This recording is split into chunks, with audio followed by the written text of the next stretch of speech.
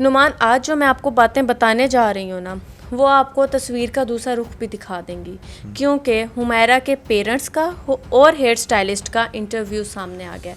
सबसे पहले आप हेयर स्टाइलिस्ट का इंटरव्यू सुने। हमने जब पोस्ट लगाई तो हमने उनको एक दफ़ा कॉल भी की कि मैं एक दफ़ा चेक कर लूँ, परमिशन ले लूँ, कहीं कोई मसला ना हो, क्योंकि इस तरह की चीज़ें होती हैं।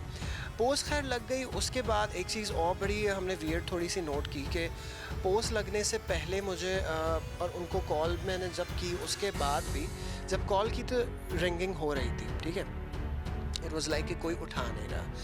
और जब पोस्ट हमारी लग गई तो उससे पहले उनका मुझे डीपी उनका लास्ट ही नज़र आया था 7 October. Once that post was posted, I think हमने 4-5 घंटे बाद देखा था या अगले दिन देखा, not sure about this, but जब दोबारा हमने उनका व्हाट्सएप खोल के चेक किया तो डीपी गायब हो गई थी और लास्ट सीन भी। यार ये तो बड़ी हैरानगी वाली बात है कि पहले डीपी लगी हुई थी, जो डेट वो बता रहा है उस टाइम तक तो उसकी डेथ हो चुकी थी। तो डेथ के बाद किसने डीपी रिमूव की? इसका मतलब यह है कि उनका मोबाइल कोई ना कोई यूज़ कर रहा था, और आपको पता है उनके 2 मोबाइल मिले हैं, एक अभी भी लापता है, अभी तक नहीं मिला। This is again very heart breaking, जो ख़ास तौर पे ये छोटी स्टेटमेंट नहीं है, क्योंकि ये डीपी वाला सीन तो वही कर सकता है जो फ़ोन की एक्सेस हो जिसके पास। तो फ़ोन की एक्सेस किसके पास थी या किसके पास है अभी भी उसके तीसरे फ़ोन की एक्सेस, ये जानना बड़ा ज़रूरी है। तो नुमान, इसके साथ ही आप इसके पेरेंट्स का भी इंटरव्यू देखें, इससे आपको तस्वीर का दूसरा रुख भी नजर आएगा। आज तक हम लोग मीडिया की बातें सुनते आ रहे थे, आज जरा आप उनके पेरेंट्स की बातें सुने। वो क्वेश्चन जो हम सबके जहन में बार बार आ रहा था इस इंसिडेंट को देखने के बाद, वो था कि हुमैरा का और उसके पेरेंट्स का एक दूसरे के साथ कैसा रिलेशन था। तो उसका आंसर आप हुमैरा के फादर की जुबानी सुने।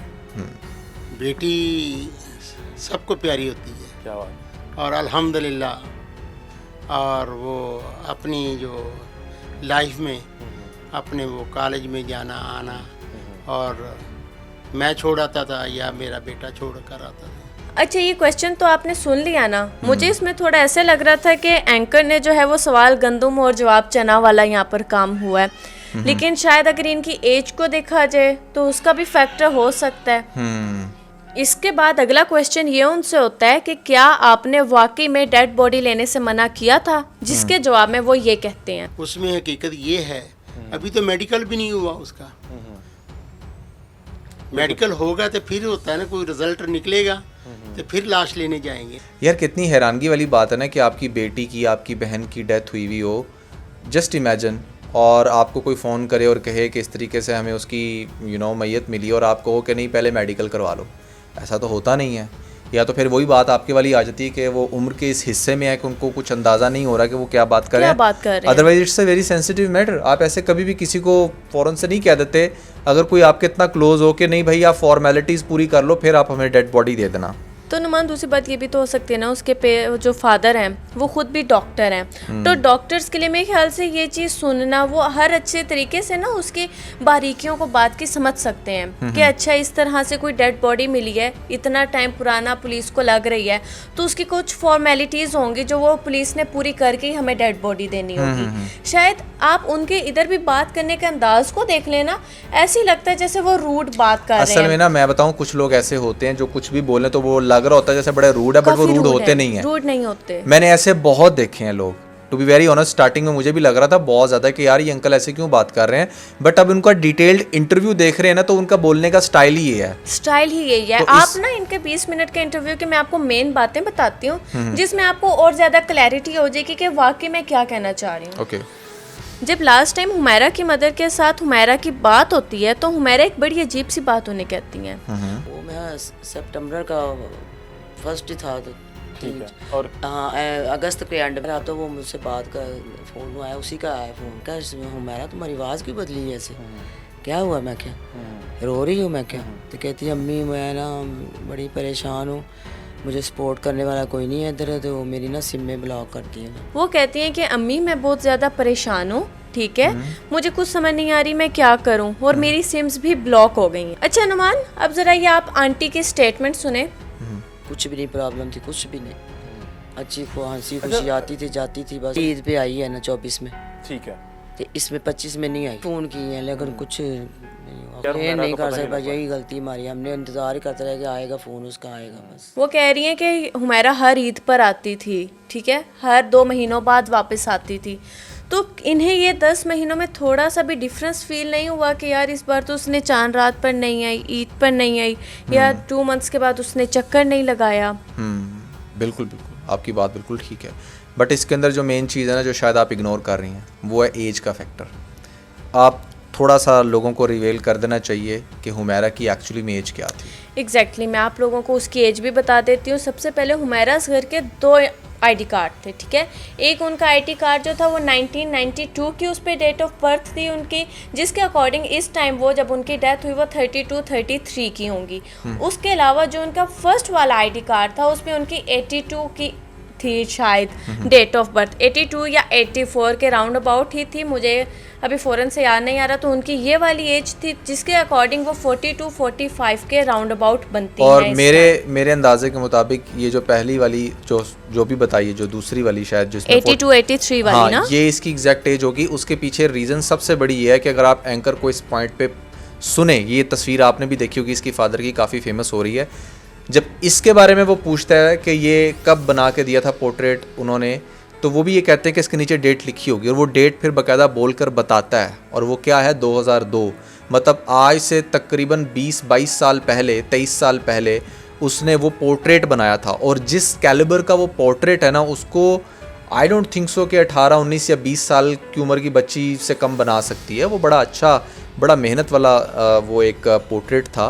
तो keeping that in mind 42-43 is like fair enough जो उसकी एक्चुअली में एज थी।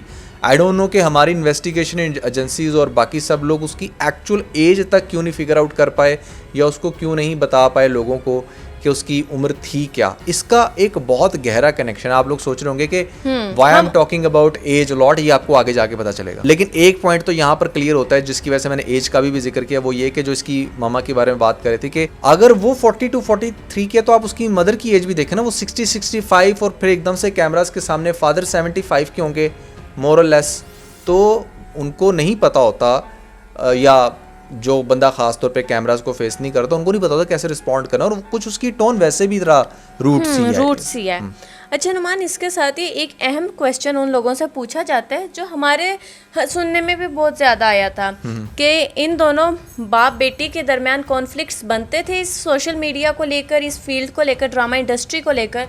तो उसका आंसर क्या था? वो ऐसे होता था, माँ बाप हूँ ना मैं, मैंने समझाना होता है बेटों को, बेटी आप टाइम से आना चाहिए और टाइम से जाना चाहिए, और थोड़ा मोटा बताना है ये गलत है, ज़माना ऐसा जा रहा है बेटा। वो कहती घबराने की कोई बात नहीं, मैं कितनी सालों से ये अपनी फील्ड में काम कर रही हूँ, ठीक है, अल्लाह का शुक्र है, कोई आपको कंप्लेन तो नहीं आई अभी तक।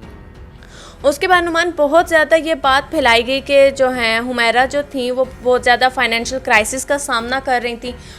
हमने भी अपनी वीडियो में ये बहुत दफ़ा बात की कि हाँ, उनके जो घर फूड था वो बहुत ज़्यादा लिमिटेड था उनके पास, उन्होंने बिल्स पे नहीं किए हुए थे, उनके किराए बहुत ज़्यादा जो थे डिले थे।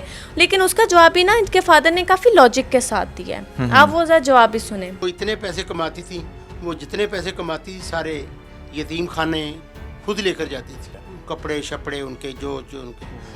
और इसके बाप की बात से मैं बिल्कुल सेकंड करूंगा, क्योंकि इसके अंदर अरीज 2 चीज़ें हैं। नंबर 1 तो ये है कि उस मोमेंट में जब उसकी डेथ हुई शायद उसके पास पैसे ना हो, क्योंकि वो बहुत सारे प्रोजेक्ट्स कर रही थी, बहुत सारे लोगों ने इसके पैसे देने होंगे, और इंडस्ट्री के बहुत सारे लोग अब निकल के आ रहे हैं। अभी अहमद साहब भी आ गए हैं कि जी हमें भी बड़ी मुश्किल से रो रो के पैसे मिलते हैं। तो सबसे पहले तो ये फिगर आउट करना चाहिए कि ये जो 4 लाख का 3-4 लाख का पता चला है कि उसके अकाउंट में थे 3,98,000 समथिंग, या 2,98,000, 2-3 लाख उसके अकाउंट में था। ये क्या 2-3 लाख इस न्यूज़ के बाद तो नहीं किसी ने क्रेडिट किया जिसने उसके पैसे देने हो, इस वजह से कि कल को मेरे पे इन्वेस्टिगेशन होगी, पूछा जाएगा कि हाँ पैसे तुमने क्यों नहीं दिए थे, तो मैं तो कहूँगा हाँ मुझे तो अब पता चला कि वो तो अब है ही नहीं, तो इसलिए मैंने फ़ौरन से क्रेडिट कर दिए, मैंने तो अपना हिसाब चुकता कर दिया। पहली बात तो ये बड़ी गौर करने वाली है कि किसी ने वो जो ट्रांजैक्शन परफॉर्म किया है वो आजकल में तो नहीं कर दी, इसकी बैंक स्टेटमेंट निकलवा कर चेक करना चाहिए कि ये जो 3-4 लाख अमाउंट थी ये क्या उन डेट्स में थी जिस डेट में उसकी जान गई, ठीक है, 7 अक्टूबर से पहले या उस ड्यूरेशन में। दूसरी बात बड़ी अहम है इस पॉइंट पर, वो ये कि फाइनेंशियल क्राइसिस का भी अगर वो शिकार नहीं थी ना, तो फिर तो आई गेस 95% चांसेस इसी चीज़ के हैं कि उसका मर्डर हुआ है। इसके फादर का भी यही कहना है, जो देखा बात ना? आपने किया है ना, हाँ। हुमैरा के फादर भी यही कहते हैं कि उसका मर्डर किया गया है। वो हाँ। लड़की बहुत अच्छी थी, हंसमुख थी, ठीक है ना, अपना बहुत ज्यादा ख्याल रखती थी, वो उसको किसी ने मारा। जैसे ही हुमैरा की डेथ का पता लगता है, इनकी भाभी सोशल मीडिया पर सबसे पहले आती हैं और एक अपना इंटरव्यू देती हैं, जिसमें वो ये बात करती हैं कि इन दोनों के दरमियान में जायदाद को लेकर तनाज़ा चल रहा था, इन दोनों की फाइट थी। हुमैरा जो थी वो अपना हिस्सा मांगती थी और उसके फादर नहीं देते थे। ये बात आपने भी सुनी होगी, बिल्कुल सुनी है। हमने डिस्कस की थी।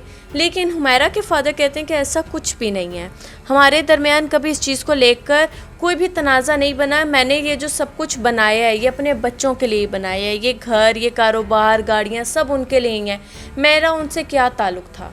मेरा ख्याल है कि सबसे पहले भाभी का अब्रप्टली इंटरव्यू आना इस चीज़ को जाहिर करता है कि उसके अंदर भी बहुत ग्रज था और उसने मौका देखकर छक्का लगाया, पहली बात। दूसरी बात यह है कि यार देखो, जो जायदाद के तनाज़े वाली बात है ना, वो मुझे इसलिए भी समझ नहीं आती कि ये इतनी बड़ी जो एक इसने एलिगेशन लगाई है इस पूरे ख़ानदान पे।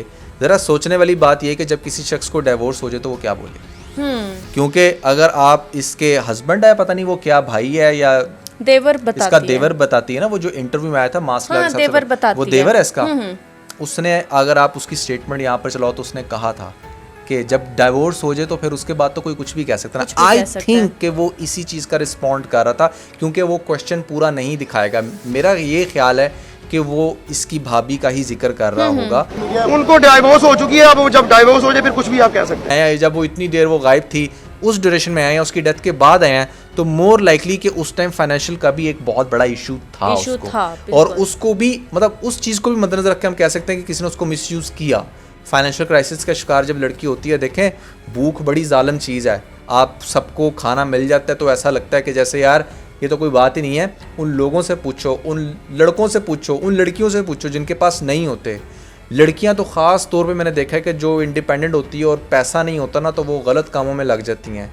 ऐसा देखने में बहुत ज़्यादा आया। लाहौर की सड़कों में आज भी आप रात के टाइम निकलो तो कुछ चौक ऐसे नज़र आते हैं जहाँ पर अच्छी खासी घराने की लड़कियाँ खड़ी होती हैं सम टाइम, और वो मतलब आप हैरान हो जाएंगे कि यार ये क्या है, यहाँ पर क्यों है।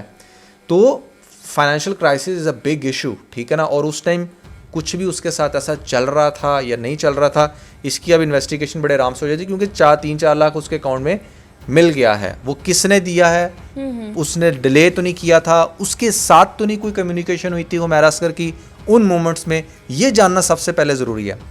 नुमान, ये सब कुछ तभी पता लगेगा ना जब उसके जो चैट्स डिलीट की थी उन्होंने, वो रिकवर होंगी। जैसे वो रिकवर होती हैं उसके बाद पता लगेगा कि अच्छा कौन सी ऐसी चैट्स थी, कौन सी ऐसी चीज़ें थी जो उन्होंने अपनी डिलीट कर दी। उनकी डायरी में से इन्हें बहुत सारे पासवर्ड्स मिले, ठीक है ना, पिक्चर्स मिली जो उन्होंने अपने पास लिख के रखी हुई थी। उससे भी इन्हें अंदाज़ा लगाना चाहिए कि क्या क्या सीन था। नुमान, यहाँ तक तो था हुमैरा के पेरेंट्स का इंटरव्यू, लेकिन आज ना मेरी आंखों में सच में आंसू आ गए उनका जब मैंने रूम देखा।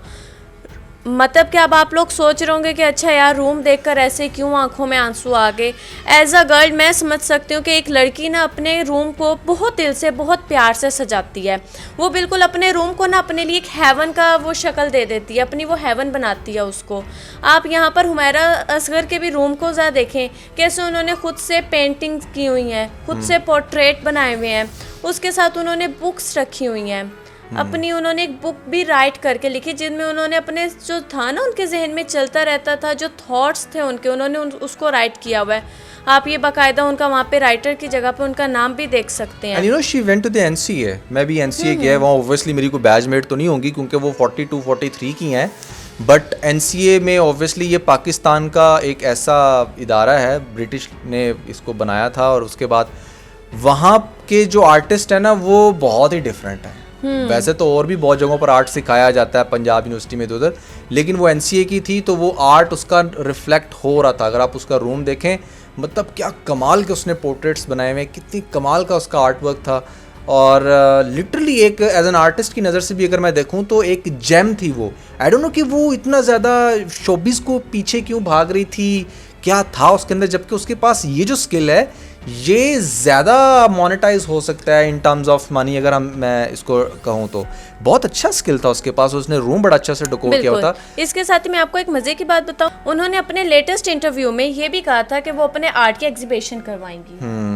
Yeah, painting. I'm a qualified painter and sculptor, and in fact, you know, I'm just planning my painting exhibition. Karachi में ही उनका वो प्लान कर रही थी, आपने भी सुन लिया होगा। That was also very heart breaking कि जहाँ पर उसकी डेड बॉडी थी उसके बिल्कुल बैक साइड पे उसका ही उनका कोई अपना पोर्ट्रेट पड़ा हुआ पोर्ट्रेट था। था, और that moment was seriously insane. मुझे नहीं समझ आ रही कि मैं उसको कैसे एक्सप्लेन करूं। उसने बहुत सारे पोर्ट्रेट्स बनाए थे, उसका अपना पूरा घर भरा हुआ है। इवन कि उसके फादर बता रहे थे इस इंटरव्यू के दरमियान कि हमारे ड्राइंग रूम में भी है, यहाँ भी है, वहाँ भी है। मैं ज़रा ये बात सोच रहा था कि यार अब जब इसके पेरेंट्स, भाई, माँ, जब वो सारे पोर्ट्रेट्स देखते होंगे तो कैसा फील करते होंगे, यार, मतलब नुमान जब हमारा उसके रूम में जाते होंगे, हाँ, उसके रूम में जाते होंगे, उसकी रूम की सेटिंग तो आज भी बिल्कुल वैसी की उसकी वैसी मदर है। बताती हैं कि हमने आज तक इधर से कुछ छेड़ा नहीं है, वो जैसे बंद कर कर गई थी ये वैसे का वैसे पड़ा हुआ है। एग्जैक्टली तो इट्स वेरी हार्ट ब्रेकिंग है जब आप उसके बनाए हुए पोर्ट्रेट्स देखोगे कि किस तरीके से वो एक बड़ी स्ट्रगल्स थी और पता नहीं क्या अचीव करना चाहती थी, फुल ऑफ लाइफ थी, बट अब वो इस दुनिया में नहीं है। नुमान, ये सब को देख के दुख तो होता ही है, लेकिन एक और चीज़ पे बहुत शदीद दुख होता है, वो ये है कि ये केस जितना सुलझना चाहिए उतना उलझता जा रहा है। टाइम के साथ साथ जैसे हमें पता लगता जाना चाहिए था कि अच्छा उनको दफन कर दिया गया है, अब ये चीज़ सामने आ गई, वो चीज़ सामने आ गई, उनके बजाय ये और उलझता जा रहा है। ये केस ना दिन ब दिन नए क्वेश्चन रेज कर रहा है, जिसकी समझ में नहीं आ रही कि ये केस किस डायरेक्शन पर जा रहा है। इसीलिए तो हम भी मजबूर हो रहे हैं बार बार इस पे बात करने के लिए। अगर आप सना यूसुफ के केस में देखें तो उसका पता चल गया, मर्डर सामने आ गया, उसने बता दिया। उससे पास में भी जो केस होते रहे हैं आपको पता है कि सबका ही मतलब कोई ना कोई जो भी सीन था वो एक्सपोज होता रहा। बट इसका ये एक मिस्ट्री केस है। पाकिस्तान में बहुत कम ऐसे केस हैं। एक इससे पहले वो जो लड़की थी जिसका गला काट दिया गया था, पता नहीं क्या नाम था उसका, तो आयशा करके था या कुछ और था, मुझे नहीं, लोग बताएंगे नीचे कमेंट सेक्शन में। एक वो बड़ा मिस्ट्री केस था, बट वो भी 5-6 माह बाद रिजॉल्व हो गया, पता चल गया कि किसने किया था क्या। बट यहाँ तो कोई क्लू ही नहीं है भाई अभी तक। यहाँ पर तो जो लोग इन्वेस्टिगेशन कर रहे हैं वो खुद कंफ्यूज हो रहे हैं। नुमान, आप यहाँ पर देखें, very challenging case to be very honest. आप यहाँ पर देखें कि 10 महीने गुजर चुके थे उनकी डेथ को, जब उनकी डेड बॉडी मिली है। उनकी डेड बॉडी बिल्कुल ड्राई हो चुकी थी, उनका स्टमक ड्राई था, उनकी अच्छा, लेकिन एक चीज़ अहम और भी सामने आई है कि उनकी कोई भी बोन फ्रैक्चर नहीं थी कि जिससे अंदाज़ा लगाया जाए कि उन पर कोई तशद्दुद हुआ है या उनका कोई गला दबाया गया है या कुछ इस तरह का हुआ है। अरीज, मैं तुम्हें एक बात बताऊँ, ऐसे ऐसे केस भी हैं दुनिया में जहाँ पर 44 साल, 45 साल, 47 साल तक बॉडीज़ जो हैं वो एक अपार्टमेंट में बंद रहीं। ये मैं, हाँ जी बिल्कुल, आप सर्च करना, लोग सर्च करें।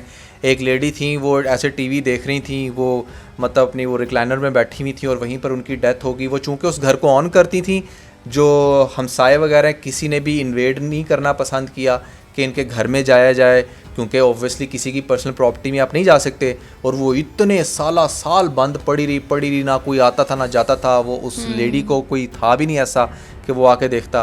तो 45, 46 या पता नहीं 44 कितने साल एग्जैक्टली मुझे याद नहीं है, उतने सालों बाद जब फाइनली देखा गया उस घर के अंदर, तो वो वहीं पर थी उस चेयर पे। उसकी वो बॉडी पूरी ड्राई हो चुकी थी, मतलब ऑब्वियसली 45 साल बाद। उसके कपड़े थे, हड्डियां थी और इस तरीके से हाथ में शायद रिमोट भी था उसके। She was watching TV. तो मतलब कहने का ये कि उस केस को भी रिजॉल्व कर लिया गया था। अच्छा, उस केस को भी रिजॉल्व कर लिया गया था कि क्या हुआ, कैसे हुआ। तो ये तो साल पुरानी बात भी नहीं थी, 8-9 महीने हुए हैं इसको।